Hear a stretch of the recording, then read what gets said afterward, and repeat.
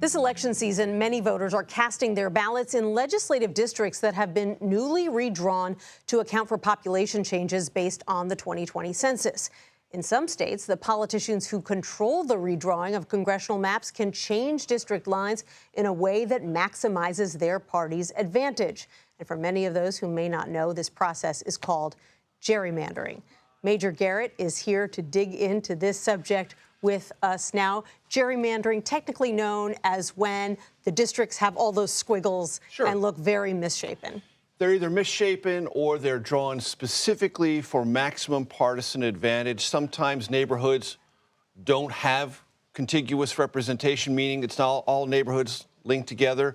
Lines are drawn. You have an urban area maybe several hundred miles away attached to an exurban area. Just because if you draw the lines that way, the party in power can maximize the votes most likely to keep it in power.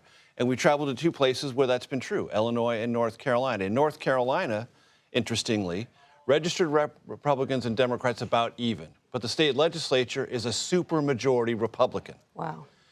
North Carolina redrew its lines after the census, and under a Democratic-led Supreme Court, those lines were upheld.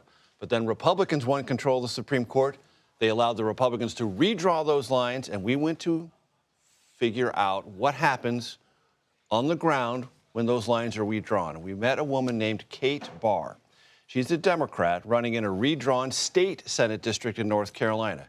She has no chance of winning, and that's the point. Let's listen to Kate Barr. North Carolina's voting maps have been drawn to ensure that, at least in this case, the Republican Party will keep their power almost no matter what. And I'm running to call them out, even though I can't win. How much of a no chance is there, statistically? I think I'm supposed to lose by 27%. So it's like the Mount Everest plus of a political gerrymander. The Mount Everest of political gerrymander. You didn't see her full shirt, but it says, Kate Barr, I can't win. She hands out bracelets that say, I can't win. When she knocks on doors and canvasses, she says, I can't win this race, but I want to talk to you about why I can't win this race to illustrate the point. We also went to Illinois, met a guy named Rodney Davis, served in Congress for 10 years from a relatively swing district. Illinois Democrats redrew the maps after the census, drew him out of his district, and he's lost a career in Congress because of it, because he couldn't compete in a neighboring district, which was much more Republican, much more Trumpian. And what happens, Nancy, is if you've been a congressman or a legislator from a swing district and you suddenly have to run in a deeply red or deeply blue district, your habit of compromising, which is what you have to do to please a 50-50 district, becomes a huge liability. It was for Rodney Davis, and he lost his seat in Congress. And not only does it hurt the party that is in the minority in any given state, but it also hurts the voters because these seats are drawn in such a way that they are safe for one party or the other, and they have less of an incentive to do what the voters there want them to do. And the voters feel almost disenfranchised from the jump. Like, there's no competition here. Nobody asks for our opinion about anything because they don't have to.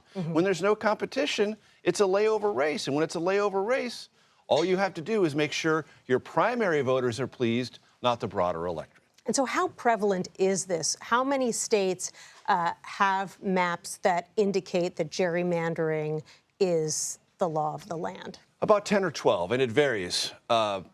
Oftentimes, if you have a one-party state, meaning the Democratic or Republican governor and the legislature all the same, these things tend to intensify. But North Carolina is an example where you have a Democratic governor, but that Republican legislature. So even though power is divided at the top, the Republican legislature redrew the lines to favor the GOP. And how will this affect 2024? I mean, Congress is so evenly split right now.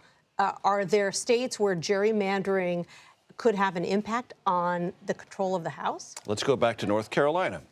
It redrew its map, as I mentioned, after the 2020 census. Then that map was reassessed by a new Supreme Court, led by Republicans. Before the Republicans reassessed that North Carolina map, the congressional delegation from North Carolina was 7-7. 7 Republicans, 7 Democrats. After this election, Nancy, it could be 11-3. 11 Republicans, 3 Democrats. Wow. That could have a major impact. That could have a significant impact. Major Garrett, thanks so much. Looking forward to seeing your piece on the CBS Evening News tonight. Thanks, Nancy. And you can watch that full Eye on America piece on the CBS Evening News with Norah O'Donnell. It airs tonight on CBS News 24/7 at 10 and 11:30 Eastern.